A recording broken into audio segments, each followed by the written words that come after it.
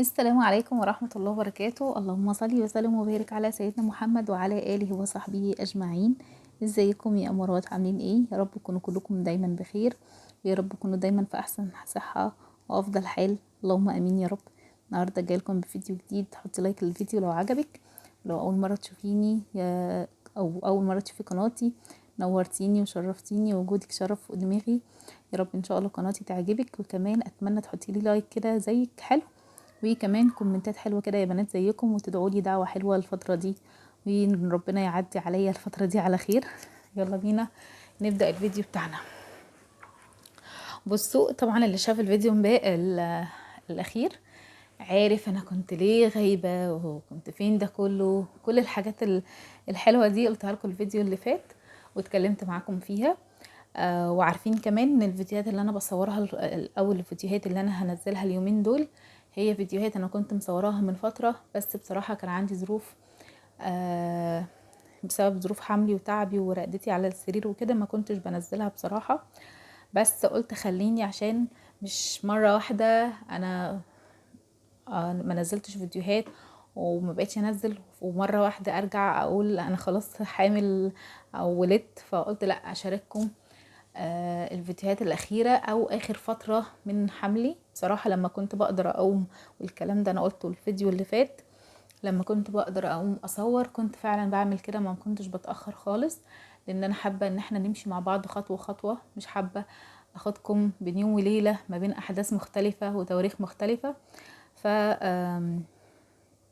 فكنت مصوره كذا فيديو لما كنت بقدر اقوم فعلا اعمل حاجه. كنت حرفيا ما بقومش خالص من على السرير، الحمد لله فتره وعدت، وان شاء الله ربنا ما يكتبهاش على اي حد، اي واحده حامل، وربنا يكمل لكل واحده حامل حملها على خير، ويرزق كل مشتاق بذريه صالحه، و ويا رب ما يحرم اي حد خالص من نعمه الامومه، ويرزقكم كلكم باللي انتوا نفسكم فيه، سواء أو ولد او بنت، سواء اللي ربنا ما رزقهوش لحد دلوقتي. ان شاء الله باذن الله ربنا عند ظن العبد، فحطي ظنك خير في ربنا، اتمني ادعي ما تبطليش دعاء، ودايما على لسانك ربي لا تذرني فرضا فانت خير الوارثين. عايزه اقول لكم ان الدعوه دي من الدعوات اللي انا ما كنتش ببطلها من على لساني، سواء في ادم ابني، لان انا برضو غبت شويه عقبال ما جبت ادم، او سواء في الحمل اللي انا فيه دلوقتي، لان الحمل ده ما بينه وما بين ادم 7 سنين، فتره طويله شويه. فبجد نصيحه مني ليكي، لسانك ما يوقفش دعاء، تدعي في كل الاوقات، ويبقى جواكي يقين يقين يقين بالله، وظنك دايما خير في ربنا، ان ربنا هيكتب لك الخير ده او هيرزقك بالشيء ده، بس في وقت معين، مش وقت ما احنا عايزين. يعني ربنا مختار لك وقت معين هيرزقك فيه بالذرية الصالحة في الوقت اللي ربنا شايفه هو وقت مناسب ليكي. عايزة اقول لكم الواحد يعرف ناس حرفيا قريبين منه جدا، وقرايبه وعيلته والله اتأخروا، سواء صحابي سواء حد من عيلتي سواء يعني كتير جدا، ناس اتأخرت بالسنين، ناس اتأخرت لدرجة ان فقدت الامل، بس ربنا رزقها. فعلشان كده مفيش حاجة اسمها تفقدي الامل، خصوصا مع ربنا. مفيش حاجة اسمها ان احنا نفقد املنا مع ربنا تماما، او تقولي خلاص انا كده مش هخلف، انا كده مش هقبل. مفيش الكلام ده خالص، ربنا هو اللي قادر في كل، يعني على اي حاجة في اي وقت. فادعي دايما ربنا مأجلك الشيء ده لوقت مناسب، لوقت ربنا شايف ان هو ده الخير ليكي او الوقت المناسب ليكي. اهم حاجة ان انتي دايما ظنك في الله خير. يا رب انا عارفة انك هترزقني، يا رب انا عارفة ان في الوقت المناسب هترزقني باللي نفسي فيه. اوعي خالص لسانك او شيطانك يضحك عليكي ويقولك لا خلاص انتي مش هتخلفي، لا خلاص انتي مش هتبقي ام، لا ده كذا، او يضحك عليكي مثلا صاحبتك حامل، اختك حامل، قريبتك، ويقعد يدخل جواكي الوساويس والافكار اللي بتخليكي دايما. الشيطان دايما عايزنا، يعني استغفر الله العظيم يا رب، عارفين احنا الشيطان عايز مننا ايه؟ عايزنا دايما نكون مش مؤمنين، عايزنا دايما آم، يعني مش عايزه اقول نكفر يعني عايزنا دايما ان احنا لا نظن في ربنا خير، يعني عايزنا دايما نعمل الوحش. فاحنا دايما خلينا نسمع كلام ربنا اللي هو احنا نظن بربنا خير، ودايما نقول ان شاء الله ربنا هيعمل لي الخير. فبجد بجد اوعوا تفقدوا الامل. انا واحده من الناس جت عليا فتره كنت فعلا فقدت الامل، كنت بقول لنفسي ان انا خلاص ادم ده معايا. حتى قبل ما اجيب ادم قعدت تقريبا سنه ونص او سنتين قبل ما اجيب ادم. فكنت دايما اقول لا خلاص هي شكلها مفيش امل مفيش، لحد ما ربنا يعلم ادم ده جه ازاي. كنت تعبانه برضو فيه كتير، بس الحمد لله ربنا يبارك لي فيه ويخليه ويخلي لكم اولادكم. آه، وحتى ما ادم دلوقتي عنده بقى ما شاء الله 7 سنين، وانا عارفه ان سنه كبير وهيبقى الفرق بينه وما بين النونة كتير، بس ده الوقت اللي ربنا اراد ان هو يكون الوقت المناسب. وعلى فكره عايزه اقول لكم ان هو فعلا الوقت المناسب، سبحان الله. بجد بجد انا اتاكدت. انا واحده من الناس اللي كنت بسمع ان شاء الله ربنا هيرزقك بالوقت المناسب، ربنا شايل لك الخير. كنت بسمع الكلام اللي انا بقوله لكم ده حرفيا، كان كل الكلام ده بيتقال لي. ففعلا وقت ما بتكوني محرومه من شيء ما بتبقاش ودنك قادره تسمع. لا انتوا بتقولوا كده عشان انتوا معاكوا، انتوا بتقولوا كده عشان انتوا معاكوا اطفال، انتوا بتقولوا كده عشان عندكم طفل واتنين. بس فعلا انا اتاكدت ان في الوقت المناسب ربنا هيديكوا اللي انتوا ذات نفسكم بتتمنوه. عايزه اقول لكم ان انا ممكن من لو كان مثلا ربنا رزقني من 3 4 سنين كانت ممكن ظروفي ما تبقاش احسن حاجه. كان فعلا ممكن ما يبقاش ده. انا فعلا اكتشفت ان فعلا وقتها ما كانش فعلا الوقت المناسب. يمكن دلوقتي الوقت المناسب ان ربنا يرزقني، وان شاء الله ربنا يكمل لي على خير باذن الله، ويكمل لكل واحده حملها على خير. مش عايزه اطول عليكم واقول كلام كتير والكلام ده، بس فعلا يا بنات والله ربنا ما بيديش حاجه غير في الوقت والميعاد اللي هو شايفه خير لينا. فاوعي تفقدي الامل، ودايما ان شاء الله ربنا مأجل لي الخير، ربنا مأجل لي الشيء اللي انا نفسي فيه ده او انا بتمناه في وقت معين. فربنا يرزق كل مشتاق يا رب، اللهم امين. ويرزقكم كلكم باللي نفسكم فيه، واللي نفسها في ولد ربنا يديها الولد، واللي نفسها في بنت ربنا يديها البنت، حتى كمان اللي نفسها في توأم يعني ربنا يرزقها بتوأم ان شاء الله. المهم بقى، الفيديو ده من الفيديوهات اللي انا كنت صورتها كان جوايا شويه طاقه كده وحماس. الفتره دي ما كانوش بيجولي كتير بصراحه، يعني فين وفين. فقمت بقى شطبت كده المواعين، كان عندي شويه مواعين حلوين زي ما انتوا شفتوا المطبخ كان مكركب. عايزه اقول لكم ان ده كان حال المطبخ عندي طول ال8 شهور او الفتره اللي هو يوم اخذ المواعين يوم لا. بنحاول على قد ما نقدر ما نستهلكش مواعين كتير، عشان انا عارفه ان الحركه بتاعتي ممنوعه من الحركه ولازم انام على السرير على طول، فما كنتش بتحرك كتير. فكانت الفتره دي هي دي ما كانش بقى فيه مواعين بتتعمل اول باول، والكوبايه اللي تستخدم تتغسل، ولا لا لا ما كانش عندي خالص الموضوع ده خالص. كنت ممكن اقعد باليوم والاتنين ما بعرفش المطبخ اصلا، فاهماني. وخصوصا كمان موضوع القيء ده كان عندي صعب جدا. انا كان عندي انا على فكره لحد دلوقتي انا واحده داخله على ولاده ولحد دلوقتي باخد برشام للقيء، عندي قيء مستعصي. فاللي هو لو مر عليا يوم ما خدتش البرشامه اللي هي فيمو بريك دي بتاعه القيء بتبهدل بصراحه. فكانت الحركه عندي كمان صعبه شويه. المهم بقى هنا كنت بعمل المطبخ بحاول ان انا انجزه كده علشان شويه الحماس دول ما يروحوش وما يدعوش عليا، ان هم ما بيجوش بالساهل بصراحه. فكنت هنا بشطب بقى المطبخ، شطبت المواعين بتاعتي وابتديت ان انا اصفيها. قلت بقى خليني ما دام كده كده لسه قادره اقف على رجلي ولسه الطاقه يعني ما خلصتش وما بدأناش نفرهد، قلت خليني ان انا ارص المواعين كده اول باول، عشان يعني الموضوع ما يكومش كله فوق بعضه.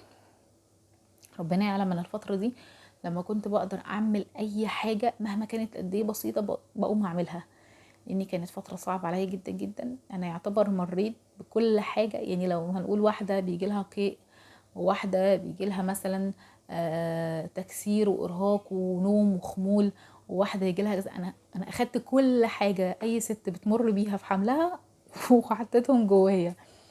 بجد مريت بظروف صعبة جدا، وادوار برد شديدة ونزلات معوية، يعني حاجات كتير كتير كتير. فيعني اللهم لك الحمد، الحمد لله ان احنا وصلنا للمرحلة دي، وبإذن الله ربنا يكملها على خير. ادعولي بجد، انا محتاجة دعواتكم كتير قوي اليومين دول، لان فعلا الكام يوم الاخرانيين دول خصوصا ان انا عندي ضغط في الشقة، في الترتيبات والتنظيفات والكلام ده كله. فادعوا لي بجد، محتاجه دعوات جامده جدا، لان انا اصلا خلاص يعني تعبت جدا ومبقتش قادره خالص خالص، حتى الوقفه بقت عليا صعبه. بس فعلا لازم يعني مينفعش في حاجه كده، ما ينفعش نخش نولد من غير ما نعملها. فيعني الله المستعان، ان شاء الله ربنا يدينا الصحه والطاقه ويدينا يعني يدينا العافيه كده ان احنا نقدر نقف على حيلنا.